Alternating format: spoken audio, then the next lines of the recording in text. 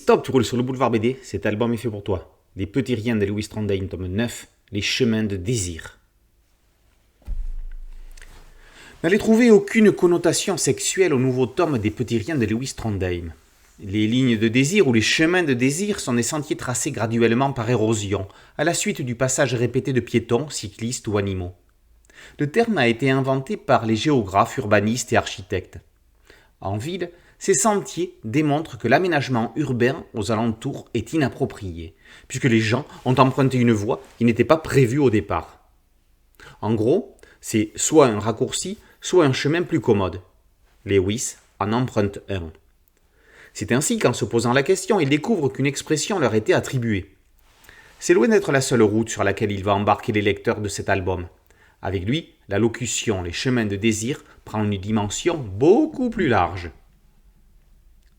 Comment passionner le lecteur en ne racontant rien? Demandez donc à l'auteur de cette série. Les petits riens, le titre est éloquent. En plus de 120 pages, passant d'un sujet à l'autre, Lewis nous invite à partager sa vie, dans tout ce qu'elle a de plus intéressant et futile. Un paradoxe scénaristique qui a quelque chose d'envoûtant. On va beaucoup voyager. À Vancouver, on va déguster des cocktails aux tailles disproportionnées, avec des pics d'oignons, frits, de club sandwich, des morceaux de viande et de hamburgers que l'auteur qualifie de junk food pour Instagrammeurs.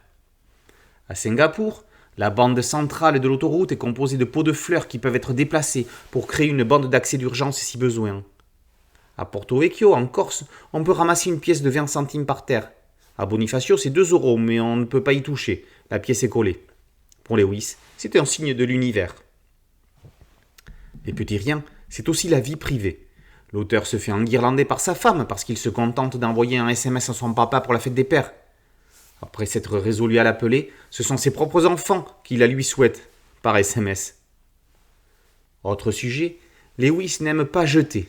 Si un article sur lequel il tombe peut l'amener à commencer une tentative de rangement avant de gros travaux chez lui, le naturel va vite revenir au galop. Une carte orange pour prendre le métro, des timbres en francs, une diapositive, une carte à puce pour téléphoner d'une cabine. Tout ça, c'est archi rare. Il pourrait les garder. Niveau graphique, on mesure les progrès qu'a fait Trondheim depuis ses débuts. Lui qui s'est plongé tout seul dans le grand bain en réalisant les 500 planches de Lapino les carottes de Patagonie, est devenu un auteur qui n'a plus rien à envier aux dessinateurs formés dans des écoles.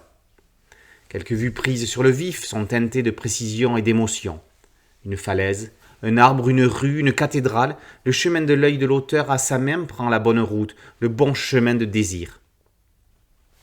Après 9 volumes, les petits riens de Louis Trondheim continuent à nous permettre de partager sa vie de créateur. Sorte de journal intime sans direction imposée, l'auteur y partage son quotidien et ses voyages avec générosité.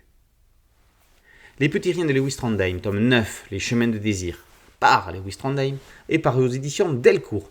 Boulevard BD, c'est un podcast audio, une chaîne YouTube et un site dédié. Merci de liker, de partager et de vous abonner.